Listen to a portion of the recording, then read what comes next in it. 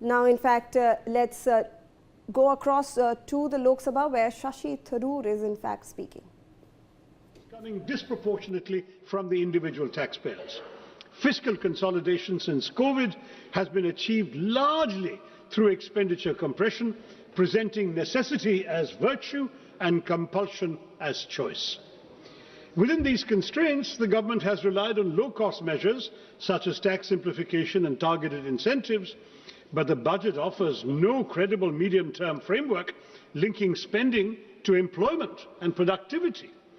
Capital expenditure is emphasized, yet weak demand, stagnant wages, high youth unemployment, compressed welfare spending and inadequate devolution to states all persist, leaving India fiscally disciplined but developmentally constrained, without the revenue capacity or strategic clarity to deliver real economic security for the Aam Aadmi.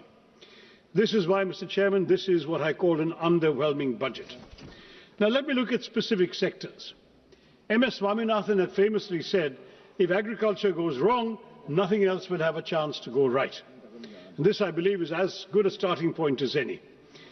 Mr. Chairman, it's high time we stop treating agriculture as some issue that will sort itself out, because 46.1% of India's workforce and 60% of our population depend on agriculture and allied activities.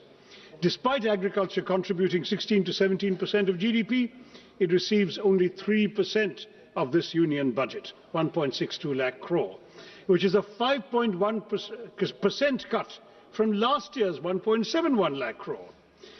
Now, this underinvestment is all the more alarming, Mr. Chairman, given the existential threats facing Indian agriculture today.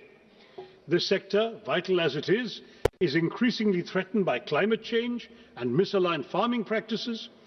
Nearly two-thirds of the country are prone to drought, and the toll of weather-related disasters has been severe.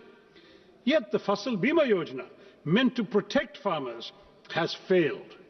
Flawed assessments and opaque settlements have reduced compensation to token amounts, 1 rupee, 3 rupees, 21 rupees, as your minister himself has acknowledged, turning protection into systemic injustice. Matters are worsened by cuts that leave the scheme at its lowest budget allocation in 8 years, fueling fears that new initiatives will repeat a familiar cycle of announcement without commitment, as seen last year when Gradley announced missions on cotton technology, pulses, vegetables, fruits and hybrid seeds, all quietly faded with zero funding in the revised estimates.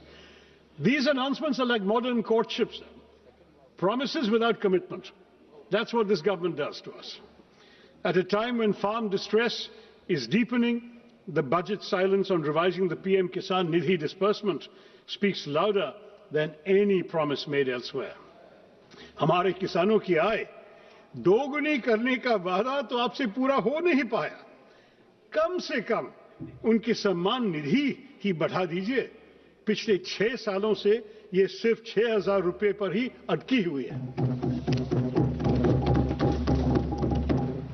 While there is an imperative need for breakthroughs in research and development and AI-driven agricultural technologies, paradoxically, funding allocations for agricultural research and education have dipped by 4.8% from the previous year's 10,466 crore, that's now to 9,967 crore, decreasing precisely when the finance minister is announcing new AI schemes. And frankly, Madam, touting a new AI app when the majority of our farmers can't afford fertilizers, harvesters or tractors seems rather detached from reality, except of the virtual kind. Now, this budget speaks at length about crops from cashews to coconuts, yet ignores one of agriculture's most persistent concerns, pepper. Once hailed as black gold, the sector is now in distress in my state. In Kerala, which is one of the country's leading producers of pepper, output has fallen from 40,000 plus tons to 30,000 tons and is projected to decline by a further 28.7% in the foreseeable future. The uncomfortable truth, Mr. Chairman, is that our spice market faces such deep challenges today that if history repeated itself, the British might not even bother looting us for it. Next to unemployment. This House has had this conversation far too many times. We recite the same statistics, express the same concerns and then move on, while unemployment quietly worsens.